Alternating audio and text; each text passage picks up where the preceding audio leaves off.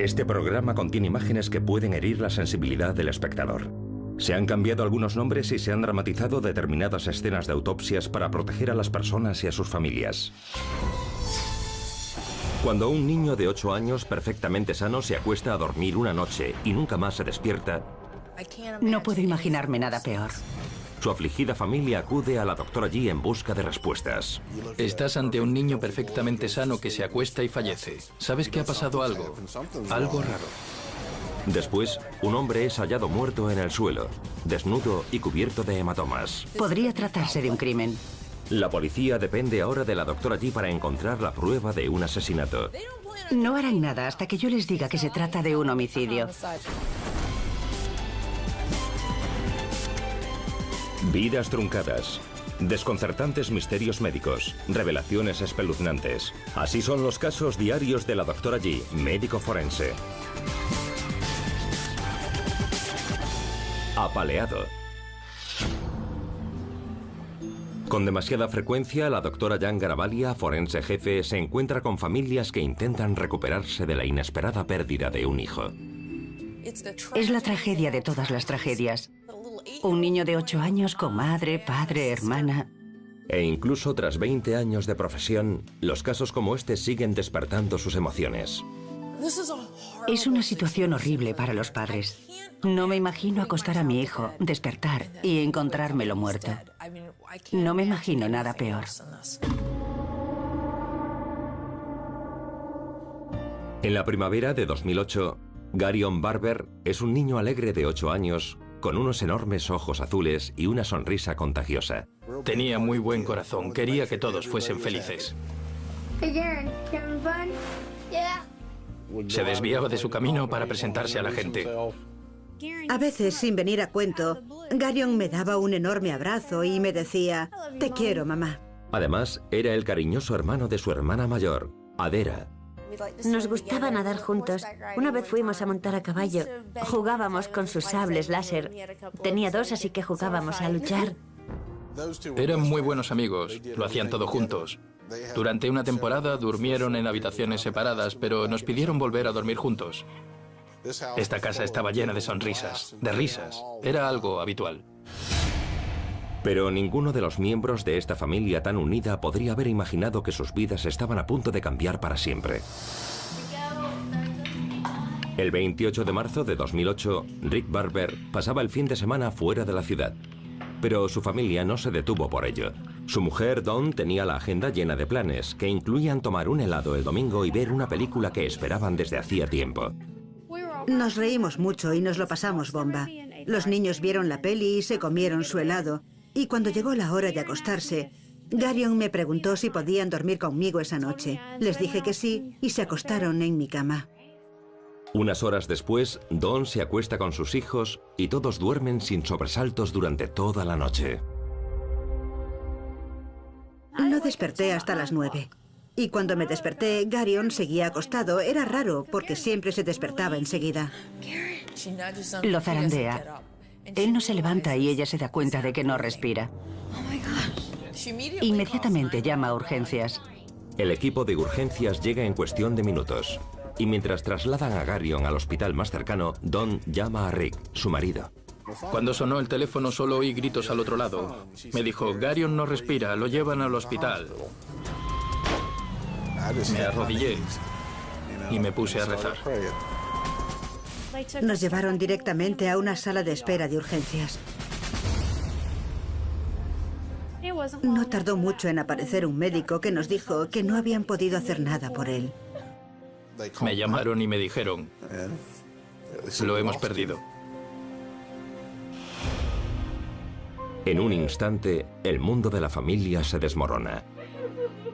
Creo que lo más duro es cuando miras todo lo que tienes y piensas, jamás volveré a tener otra foto de Garion. Para él, el tiempo se ha parado. Es una parte de nuestra familia que echaremos de menos, que nunca sustituiremos. Nadie podrá llenar ese vacío.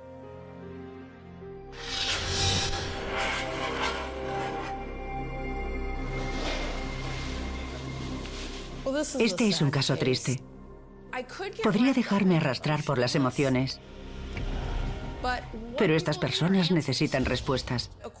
Según su familia, es un niño feliz. No tiene grandes problemas. Pero a pesar del historial relativamente sano, la doctora Yi encuentra al menos un elemento llamativo en los archivos médicos. Desde su nacimiento, Garion había experimentado en ocasiones movimientos oculares involuntarios, que habían sido diagnosticados como epilepsia parcial. Presentaba un extraño movimiento ocular desconcertante. No parecía un problema importante. Tomaba carbamazepina, una medicación anticonvulsiones, y llevaba así años. Pero su médico les había advertido a los Barber de que a medida que Garion creciese, cabía la posibilidad de que sus convulsiones se intensificasen y se convirtiesen en epilepsia. Dado su historial, la doctora Yi debe tener en cuenta la muerte súbita e inexplicada por epilepsia como posible causa de la muerte. Falleció de manera repentina durante el sueño. Eso encaja con la muerte súbita por epilepsia, pero debo comprobar en su historial médico la gravedad de esos ataques. Pero la muerte súbita por epilepsia no deja pruebas materiales, de modo que la única forma de saber con certeza qué lo mató es descartar todo lo demás. Muy bien. Por el camino, la doctora Yi estará atenta a la aparición de otro posible culpable. Un defecto cardíaco congénito, una anormalidad habitual y fatal en potencia en niños de la edad de Garion. Me parece más probable un defecto cardíaco que una muerte súbita por epilepsia. En este grupo de edad, la mayoría de esos defectos importantes habrían sido descubiertos por el pediatra. Pero hay algunos que pueden no causar síntomas hasta más adelante. Pero la doctora Yi también debe considerar otro escenario trágico, aunque improbable. Tengo que descartar las drogas. Debemos preguntarnos si pudo haber ingerido la medicación de otra persona o haber tomado una sobredosis de la suya propia. No queremos pensar en la autopsia, pero al mismo tiempo nos dará pistas de lo que le ha pasado.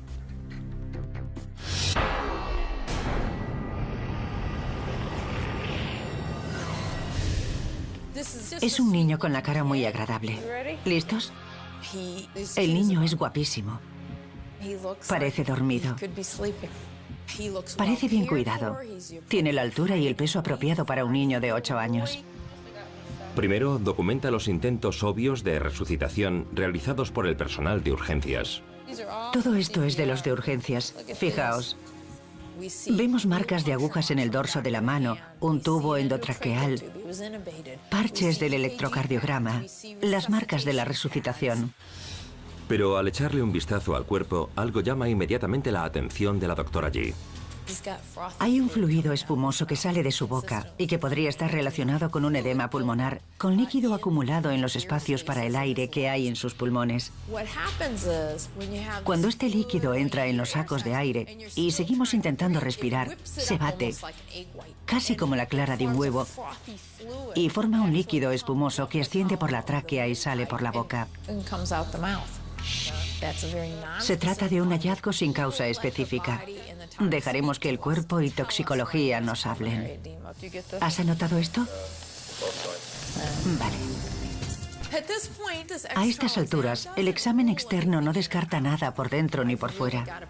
Tengo que ordenar todas las piezas del puzzle.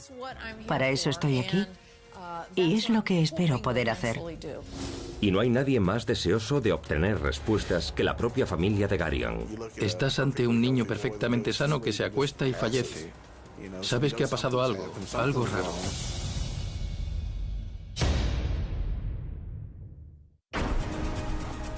La doctora Yi se prepara para el examen interno de un niño de 8 años, Garion Barber, cuya repentina muerte ha dejado a su familia en estado de crisis. Pasamos muchas noches sin dormir preguntándonos qué había pasado. Empiezas a preguntarte, ¿qué pasaría si no lo averiguas? Necesito un escalpelo con la cuchilla estéril.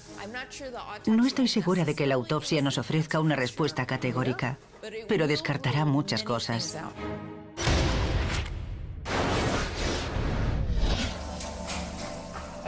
Muy bien. Lo primero es tomar las muestras normales para toxicología. Tenemos la sangre. ¿Has cogido la bilis? Extraemos sangre y bilis para buscar drogas. Buscamos anormalidades electrolíticas, evidencia de diabetes, porque la cetoacidosis diabética es una posibilidad en un niño, aunque no tengamos síntomas. Tal vez la familia no los vio. Y después examinaremos los órganos uno por uno. En cuanto abre la cavidad torácica, ve inmediatamente que los pulmones están llenos de líquido. Los pulmones pesan. Eso encaja con un edema pulmonar. A menudo viene asociado con un fallo cardíaco. Podría estar relacionado con una muerte súbita e inesperada por epilepsia. Es algo sin causa específica. Dame un segundo, Brian. A continuación, la doctora G se centra en el órgano que encabeza su lista de sospechosos, el corazón. Buscará un defecto congénito no detectado. Un asesino que se cobra miles de vidas jóvenes cada año en los Estados Unidos. Cuando examino el corazón, lo primero en lo que me fijo siempre es en la forma general, y parece normal. El corazón tiene un tamaño normal. Tiene una forma normal, y la consistencia del músculo parece normal. Todo está bien. Me aseguro minuciosamente de que todas las partes están en su sitio. Después examino las arterias coronarias. Miro las válvulas, el revestimiento del corazón, el grosor de las paredes, y parece que no hay anormalidades cardíacas congénitas. Pese a todo, cabe la posibilidad de que me pase inadvertido algo sutil, así que tengo que observar el corazón al microscopio. A continuación, la doctora G dirige su atención hacia la cavidad abdominal. Allí, algo llama inmediatamente su atención. Mirad eso. Los riñones son interesantes. Solo tiene uno. Eso parece un riñón. Nació sin el riñón derecho. Es un descubrimiento relativamente habitual en un depósito, algo que se da en una de cada 1000 o 2000 personas. La realidad es que la mayoría de las personas pueden llevar una vida sana y normal con un solo riñón. Pero la doctora sabe que si ese único riñón hubiese resultado dañado o infectado, el resultado podría haber sido fatal. A ver qué hay aquí. Pero el riñón solitario parecía sano. Después examina el contenido del estómago en busca de pruebas de una sobredosis accidental. En el estómago busco fragmentos de pastillas y en este caso no he visto ninguno. Eso no significa que no haya ingerido una sobredosis o tomado la medicina de otra persona. Toxicología nos lo dirá. Por ahora, la doctora G cambia de tercio y se centra en una parte del cuerpo que podría ofrecerle la respuesta que está buscando: el cuello. El cuello a menudo se descuida en las autopsias, pero puede ofrecernos un montón de información y podría ser una posibilidad para la muerte de este niño. ¿Es posible que se haya ahogado con algo? ¿Podría haber pruebas de una reacción alérgica? Capa a capa, la doctora G disecciona el tejido. No hemos encontrado pruebas de que hubiese sufrido una reacción alérgica ni de estrangulamiento. Todo parece normal. En definitiva, el cuello no nos ha ofrecido ninguna respuesta. Vale. Y uno a uno, la doctora G examina los órganos restantes del cuerpo de Garion. Pero tras una búsqueda exhaustiva, sus manos siguen vacías. A estas alturas, ¿qué tenemos realmente? Tenemos un edema pulmonar, un corazón aparentemente normal y la falta de un riñón de nacimiento, pero no mucho más. Vale, bien. Por ahora no tenemos respuesta alguna, pero todavía nos queda el cerebro.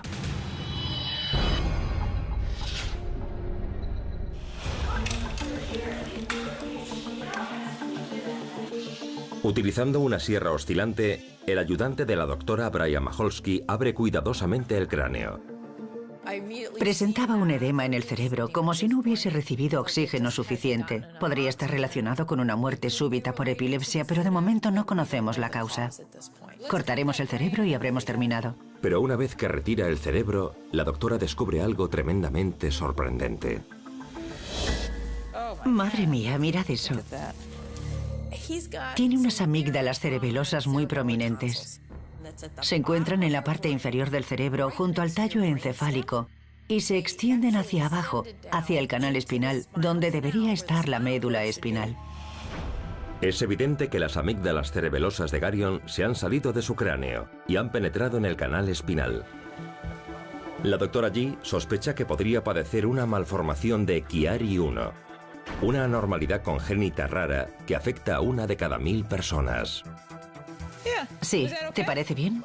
Para asegurarse, contará con la experiencia de un neuropatólogo, el Dr. Gary Pearl, especializado en trastornos cerebrales raros. Quiero que el Dr. Pearl examine este cerebro para ver si está de acuerdo conmigo.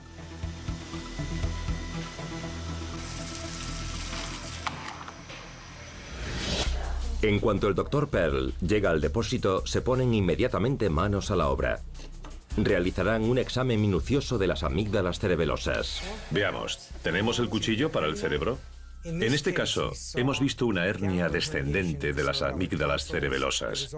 Hemos visto también fibrosis y adherencias de las amígdalas al tallo encefálico, lo que nos indica que se trata de una enfermedad crónica. Y eso es una malformación Chiari-1, por definición. Esto significa que Garion había vivido con una malformación cerebral no diagnosticada posiblemente durante años. Pero aunque la malformación de Chiari-1 puede provocar síntomas incómodos, raramente supone un peligro para la vida. Y si esta enfermedad le hubiese matado, no habría dejado rastro alguno en su cuerpo. Al igual que con la muerte súbita por epilepsia, hay que descartar todo lo demás y ver si esto concuerda. En resumen, tras un análisis craneal completo, la doctora G todavía no está segura de qué mató a Garion tan repentinamente. Por ahora no tengo claro qué le mató. Tengo mucho trabajo por delante. Necesito repasar su historial, tanto el del pediatra como el del neurólogo. Tendré que coger el microscopio y estudiar los resultados de toxicología. No tendremos respuestas hasta que no hayamos colocado todas las piezas del rompecabezas. Tendré que llamar a la familia y decirles que no lo sé. Todavía no tengo respuestas. No saber, no tener ninguna pista, era tremendamente frustrante. El proceso de averiguar qué había pasado fue muy largo.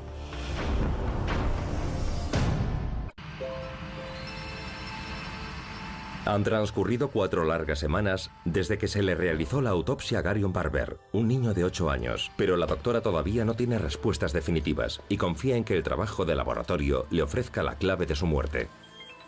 ¿Es muerte súbita por epilepsia? ¿Es Chiari-1? ¿Es algo que tenía en el corazón y que yo no he visto? ¿Es algo relacionado con toxicología? Hoy, sin embargo, podrían encontrarse con un punto de inflexión, pues los tan ansiados informes del laboratorio y muestras al microscopio llegan por fin al depósito. Por el informe de toxicología supe que se había tomado la medicación antiepilepsia y que presentaba un nivel relativamente bajo, así que no había ingerido una sobredosis. Cuando observé el corazón al microscopio no encontré anomalías de ningún tipo. Con todos esos resultados negativos, solo me quedaba la muerte súbita e inexplicada por epilepsia o una muerte súbita relacionada con la malformación de Chiari-1.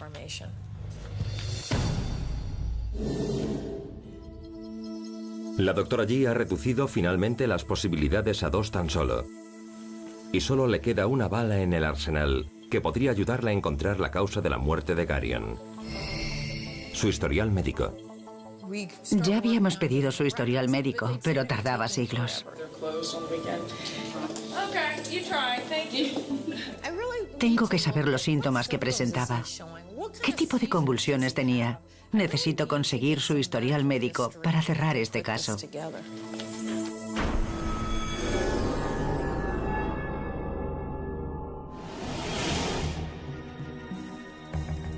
Cuatro días después, el historial médico de Garion Barber llega por fin al depósito del Distrito 9.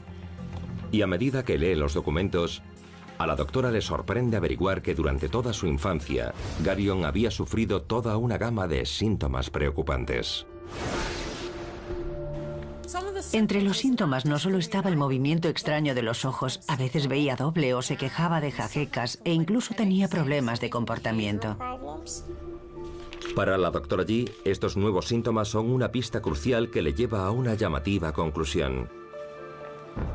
Garion no sufría un problema de epilepsia en absoluto.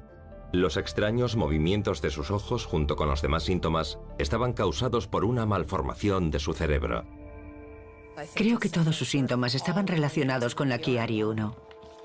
Y al seguir leyendo, le sorprende descubrir que el neurólogo de Garion efectivamente le había diagnosticado la enfermedad un año antes.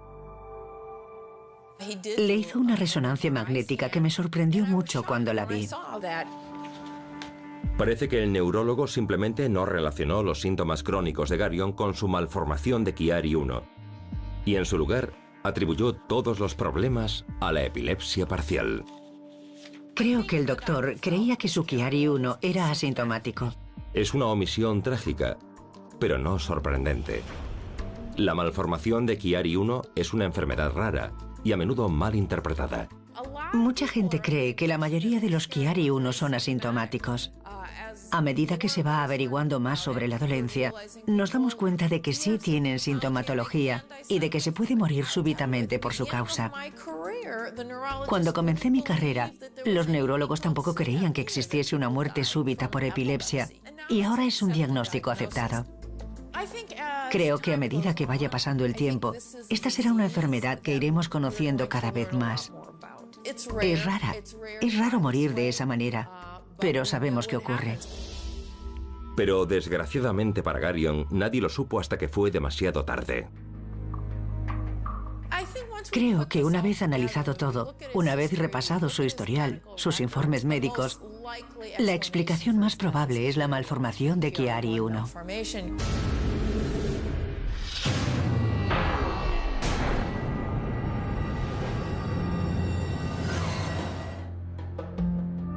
Son las 10 de la noche del sábado y Garion duerme profundamente junto a su madre y hermana. Pero sin que nadie lo advierta, una malformación de Chiari presiona su tallo encefálico. Hasta la fecha, los síntomas normalmente habían sido leves. Pero esta noche, Garion sufre un efecto secundario del Chiari más peligroso: una apnea central del sueño. Probablemente ya había sufrido alguna apnea central del sueño antes, pero dormía solo y nadie se dio cuenta. Mientras duerme, el cerebro temporalmente deja de enviar señales a los músculos que controlan la respiración. El tallo encefálico está comprimido y eso nos indica que los pulmones no respiran. Si no respiras lo suficiente, tu nivel de oxígeno baja. Y a medida que los niveles de oxígeno continúan bajando, se pone en marcha una letal cadena de acontecimientos. El ritmo cardíaco de Garion se ralentiza y empieza a acumularse líquido en sus pulmones y cerebro. Dejó de respirar el tiempo suficiente como para sufrir una parada respiratoria y posteriormente una parada cardíaca. En algún momento de la noche, el corazón de Garion simplemente dejó de latir.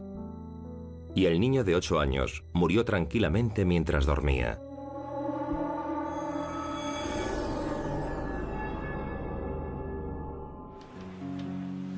Esa misma tarde, la doctora G llama a Rick y Don Barber para compartir sus hallazgos. Aunque los resultados de la autopsia les ofrecen una conclusión, les sorprende el diagnóstico de Chiari-1 e insisten en que el neurólogo nunca les comentó nada al respecto. Nos sorprendió muchísimo averiguar que el doctor sabía lo del Chiari y que nunca nos lo comentó. Sí.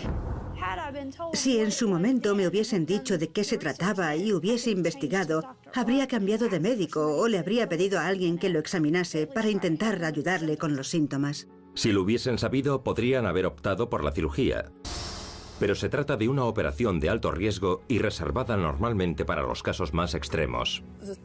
El tratamiento sería de cirugía, neurocirugía en la base del cráneo, para que el cerebro no comprimiese el tallo encefálico. No es una operación que pueda tomarse a la ligera. Pero a pesar de lo desconcertante de sus descubrimientos, los Barber están agradecidos a la doctora G por su esfuerzo y dedicación. Tengo en gran estima a la doctora G. Creo que gracias a ella he conseguido más información de la que esperaba y mucho más que eso, la disposición a hablar y a dedicarnos su tiempo. La doctora G nos ha ofrecido el punto final que necesitamos para continuar con nuestras vidas. Han demostrado una actitud maravillosa. Saben que todavía les queda una hija por criar y que no consentirán que esto destroce a su familia. No pueden permitir que la amargura y la tristeza de perder a un hijo arruinen la vida de su segunda hija. Si hay algo que hemos sacado de todo esto es comprender que todo aquello que haces crea un recuerdo. Y ahora sabemos que cada momento es importante y que puede convertirse en algo a lo que podrás aferrarte para siempre. Lo que más echo de menos de Garion es su sonrisa y las cosas que decía y hacía. Si pudiese decirle algo sería, te quiero y nos veremos pronto. Yo le diría que le quiero. Sí, te quiero, chaval. Nos veremos. Lo que esta historia nos enseña es a valorar a nuestros seres queridos. Nunca se sabe. La vida cambia en un instante. Esta era una familia feliz con 2 hijos preciosos y uno de ellos murió de repente. Nunca se sabe qué puede reservarnos la vida.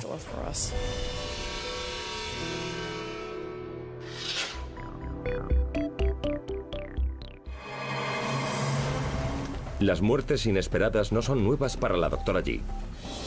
Pero en un homicidio en potencia como el de Hank Mosley, de 45 años, se encuentra frente a una serie de retos muy diferentes. Los cuerpos de seguridad esperan mucho de mí, porque quieren saber si tienen que seguir investigando el caso.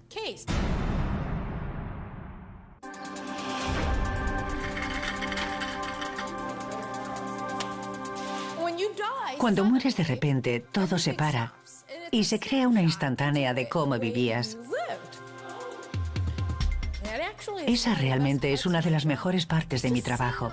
Ver cómo vive la gente, a qué se dedica e incluso qué lleva encima cuando muere. A partir de ahí investigo sus momentos finales. Y en el siguiente caso de la doctora G, esos momentos finales podrían tener la clave para resolver el misterio que se oculta tras la muerte repentina de un hombre. Hoy vendrá la policía a ver los resultados de esta autopsia. La policía está muy preocupada, ya que no está segura de si se ha cometido un crimen o no.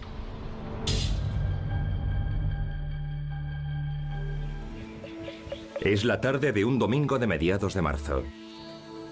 Una vecina de Orlando, Maggie Shepard, está disfrutando de la lectura cuando tiene la sensación de que en el piso de arriba ocurre algo. Algo que no es normal. Oye idas y venidas en el piso de arriba. Está tan preocupada que llama a la policía. Cuando llega la policía, Maggie les informa de que un hombre llamado Hank Mosley vive en el segundo piso. Ella lo describe a la policía como una persona recluida y con problemas de alcoholismo. Le llama el viejo. Los agentes se dirigen entonces al apartamento de Hank. E inmediatamente se percatan de que ha ocurrido algo. La puerta no está cerrada. Está ligeramente entornada. Entran y en un primer momento creen que se ha producido un robo. Con suma precaución, se adentran en el apartamento. Y los agentes no tardan demasiado en realizar un descubrimiento terrible. Está muerto en el suelo, desnudo y cubierto de cardenales. Podría tratarse de un crimen. La policía acordona inmediatamente la zona y aguarda la llegada del investigador de la doctora G. Mi investigador echa un vistazo. Ve que hay botellas de cerveza por todas partes. Hay basura. Pero no es capaz de determinar si se ha producido un robo o no. No harán nada hasta que yo les diga que se trata de un homicidio.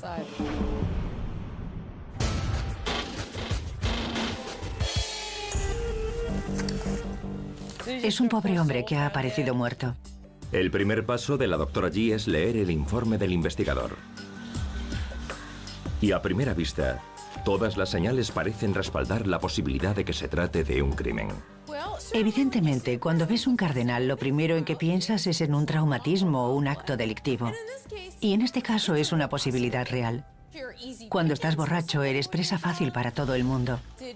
Falleció porque llevó a su casa a personas poco recomendables a beber con él y le golpearon en la cabeza. Pero por su experiencia, la doctora sabe que hay toda una lista de maneras en las que el alcohol puede haber contribuido a su muerte.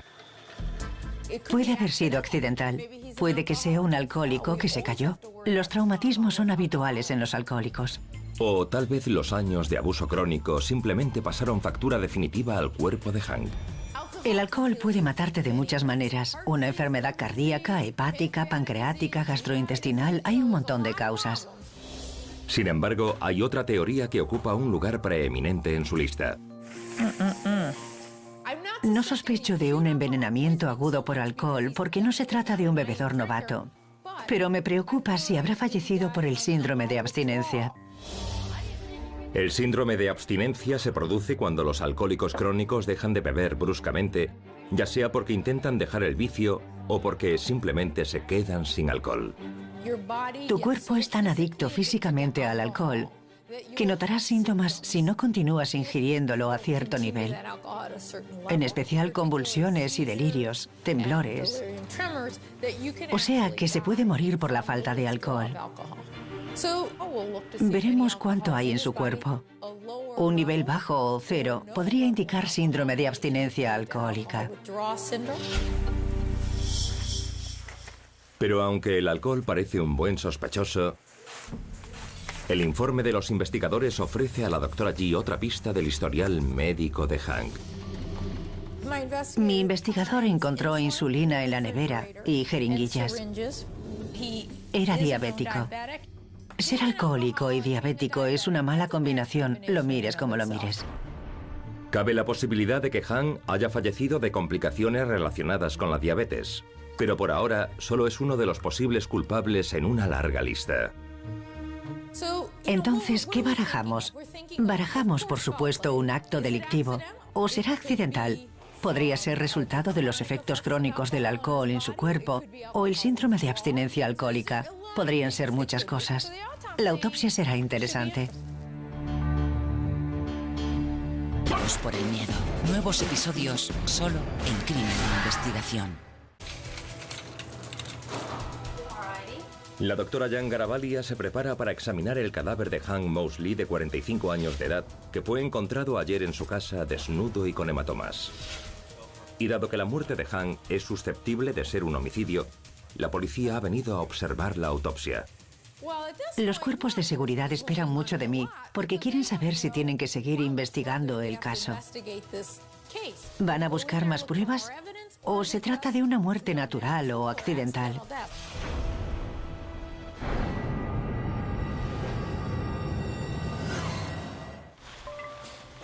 En la mayoría de los casos, el primer paso de la doctora es desvestir al fallecido.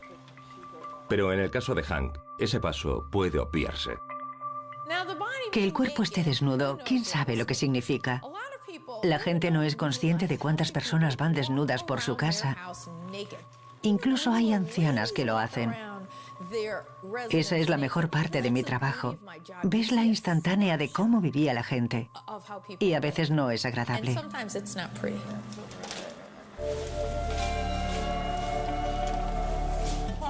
Bebía y fumaba, ¿no? Sí.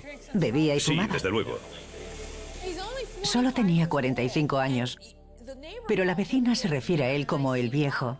Y está claro por qué. Parece mucho mayor de lo que realmente es. Y eso es una prueba de lo que puede hacerte el alcoholismo crónico. La doctora comienza el examen externo buscando pistas en el cuerpo. Vaya, ni me había fijado. E inmediatamente descubre algo llamativo. Sus piernas están hinchadas. Es un edema con fobia. Los líquidos se acumulan en los tejidos de las piernas. Vemos esa insuficiencia cardíaca congestiva cuando el corazón no puede latir lo bastante rápido y el líquido empieza a acumularse. Pero hasta que lo examine, no sabrá si su corazón tuvo algo que ver en su muerte. ¿Qué más tenemos aquí? Por ahora, centrará su atención en los cardenales de Hank. No hay ni una parte de su cuerpo que no tenga un moratón. Tiene contusiones en el brazo, en especial en el antebrazo, que podrían ser de autodefensa. Tiene golpes en el pecho. Tiene un enorme cardenal aquí. Y una contusión grande en el lado derecho del abdomen. Y un ojo morado. Documenta minuciosamente cada hematoma, empezando por el torso. Tiene un montón de moratones en el pecho. Podría haberse roto alguna costilla, que a su vez le habría perforado el pulmón. Tiene un cardenal en el lado izquierdo del abdomen y este está un poco distendido. Eso podría relacionarse con una hemorragia, con una rotura de bazo. El bazo tiende a ser más grande en los alcohólicos y eso lo hace más propenso a lesionarse. Estamos preocupados. Todo apunta a la posibilidad de que se haya caído o de que le hayan golpeado. Pero en general unos cardenales en la piel no te matan. ¿Qué le hicieron por dentro? No lo sabremos hasta que tengamos todas las piezas. Pero sin duda parece un alcohólico. Huele como un alcohólico.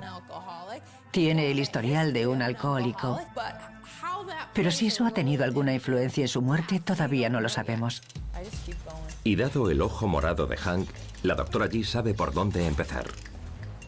A menudo los golpes en la cabeza indican actividad criminal, así que empezaremos examinándola.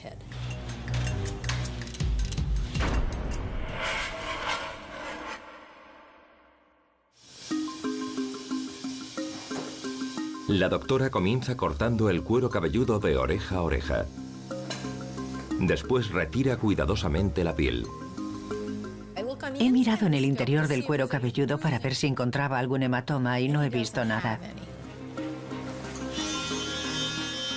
Con la ayuda de su asistente, cierra el hueso y retira la calvaria para observar por primera vez el cerebro. No veo sangre. No veo hemorragias frescas. Pero sí aprecio una leve xantocromía. La xantocromía es una decoloración amarillenta de las capas exteriores del cerebro. Eso es sangre vieja. Normalmente indica una lesión anterior. Sospecho que ya se había caído alguna vez. Pero tras un examen minucioso del tejido cerebral, no encuentra señales de lesiones recientes. Descartamos un traumatismo en el cerebro como causa de la muerte, pero no hemos descartado una agresión en el pecho y el abdomen.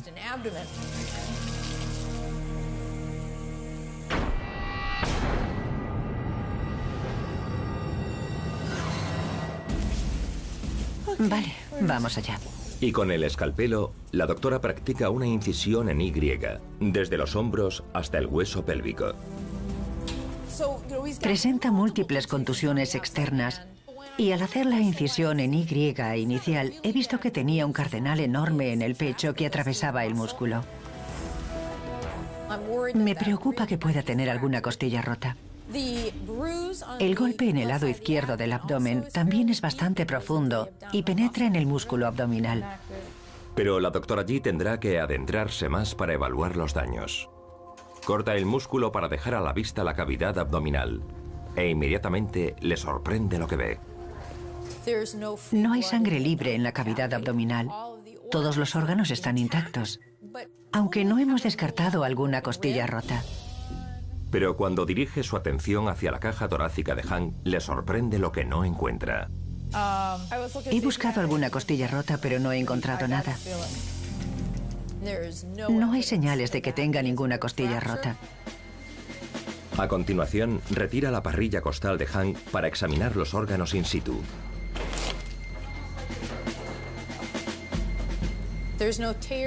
No hay desgarros ni fracturas en ninguno de los órganos. No hay lesiones internas. Hemos descartado la muerte por lesiones o una agresión. No veo grandes traumatismos. Algo ha quedado claro. La muerte de Hank no fue un homicidio. Tenemos que averiguar cuál ha sido la causa de la muerte de este hombre. A continuación, la doctora toma muestras de la sangre, orina y humor vítreo de Hank y las envía al laboratorio para su análisis. La toxicología será importante, porque tal vez nos ofrezca una pista. ¿Tenía un nivel de alcohol tan bajo que sufrió síndrome de abstinencia, convulsiones y falleció? Pero los resultados no llegarán al menos hasta 3 semanas después. ¿Qué tenemos por aquí? Mientras tanto, la doctora prosigue con la autopsia. Ahora tengo que extraer todos y cada uno de los órganos y ver si están afectados por alguna enfermedad. Y dado el historial de Hank, la doctora G comienza con el culpable más probable, el corazón. Espero ver los efectos del alcohol, que serían una cardiomiopatía dilatada, o los efectos de la diabetes, que serían un estrechamiento de las arterias coronarias.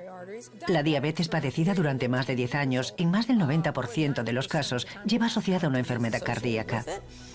Veamos qué tenemos aquí. Extrae con sumo cuidado el corazón de la cavidad torácica y lo pesa. Su corazón es más o menos del tamaño normal, tal vez un poco más grande.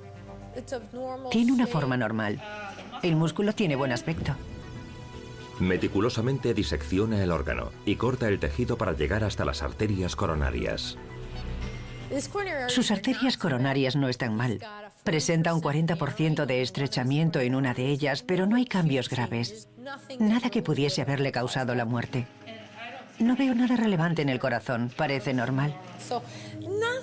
No hay nada que sugiera una enfermedad cardíaca, ya sea provocada por el alcohol o la diabetes. Pero todavía quedan otros órganos que podrían haber resultado dañados sin solución por su estilo de vida.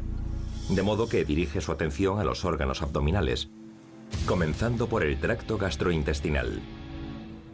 Analizamos su tracto gastrointestinal porque el alcohol le afecta. Busco erosiones.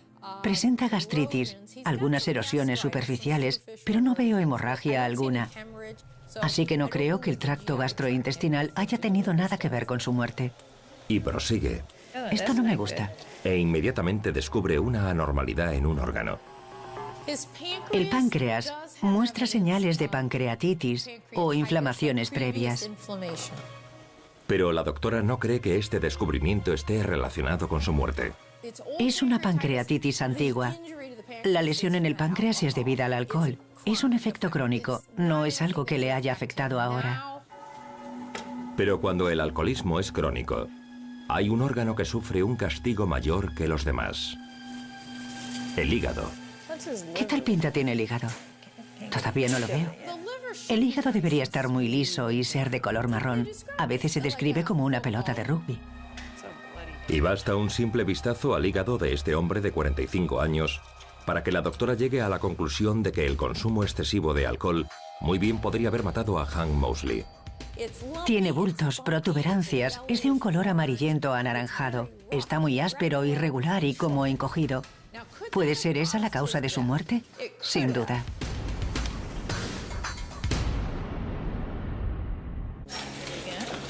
La doctora Jan Garavaglia acaba de descubrir lesiones graves en el hígado de Hank Mosley, de 45 años. Tiene el hígado encogido, lleno de bultos y protuberancias. Hay tejido cicatrizado. Las células del hígado han resultado dañadas. No tiene muy buena pinta. Y estos daños solo pueden significar una cosa. Hank padecía cirrosis. La cirrosis es una enfermedad crónica del hígado que se produce cuando el tejido sano, vivo, resulta dañado y es sustituido por tejido cicatricial. Esto es lo que vemos por el consumo crónico de alcohol. De hecho, el abuso del alcohol por parte de Hank no solo dañó su hígado, sino que también provocó un enorme agrandamiento de su bazo. Cuando el hígado presenta esas cicatrices, el bazo es el siguiente y sufre un alargamiento, porque a la sangre le cuesta pasar por el hígado. De modo que el bazo aumenta de tamaño y el hígado lo reduce debido al alcohol. Sí, he terminado. Sabemos que su hígado no funciona, pero ¿ha fallado tanto como para causarle la muerte? No sabremos con certeza si se trata de una complicación de la cirrosis hasta que recibamos los análisis de toxicología y descartemos otras causas.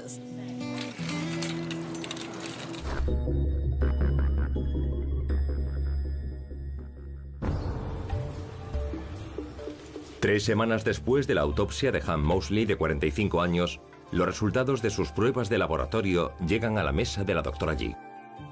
Cuando recibí el informe de toxicología, lo primero que busqué es si había sufrido síndrome de abstinencia alcohólica. La tasa legal de alcohol para conducir es de 0,08. Y en su caso es de 0,3. Multiplica por 4 el límite legal para conducir. No es un síndrome de abstinencia alcohólica. Este hallazgo clave, junto a su historial y a lo descubierto en la autopsia, llevan a la doctora G a una conclusión inevitable. Los resultados de toxicología no me han decepcionado.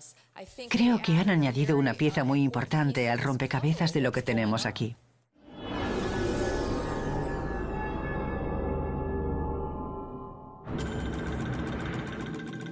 Es domingo por la tarde, y Hank Mosley lo pasa como ha pasado la mayor parte de su vida. Borracho. Presenta todos los elementos típicos del alcoholismo y un nivel de alcohol alto de 0,3. A algunas personas, un 0,3 podría ponerlas a las puertas de la muerte. Para él probablemente era algo habitual. Quizá le provocó falta de coordinación, dificultades para caminar y desde luego para hablar. El estilo de vida de Hank y su abuso crónico del alcohol ha pasado factura a su salud, en especial a su hígado. El alcohol empezó a matar las células de su hígado y al final el hígado no podía cumplir con su trabajo habitual. El hígado tiene muchas funciones y una de ellas, además de desintoxicarnos de los químicos del cuerpo, es producir glucosa. Otra de las cosas que hace es ayudar a nuestra sangre a producir factores de coagulación. Pero años de consumo excesivo de alcohol han puesto en riesgo la capacidad del hígado para producir factores de coagulación suficientes. Y además, el aumento de tamaño del bazo ha comenzado a inhibir el propio proceso de coagulación. El bazo agrandado se apodera de las plaquetas, lo que se suma a su incapacidad para coagular. ¿Qué ocurre entonces? Que se producen cardenales y hemorragias con facilidad. Por eso estaba cubierto de hematomas de la cabeza a los pies. Inicialmente pensamos que había recibido una paliza, pero es uno de los efectos que produce el alcoholismo. Pero aunque los daños graves en el hígado de Hank se habían ido acumulando a lo largo del tiempo, en este domingo en particular, el órgano probablemente llegó al límite debido al consumo excesivo y continuado. En definitiva, lo que ocurre es que el hígado no funciona. Se acumulan las toxinas. Inevitablemente, estas toxinas acumuladas en la sangre afectan al cerebro. Y con el cerebro de Hank expuesto a las toxinas, el órgano falla. El resultado es una enfermedad grave llamada encefalopatía hepática. Y en el caso de Hank, resulta fatal. Entra en coma y fallece. Los golpes que oyó la vecina no eran una agresión. Era él caminando a trompicones por el apartamento y cayendo finalmente al suelo.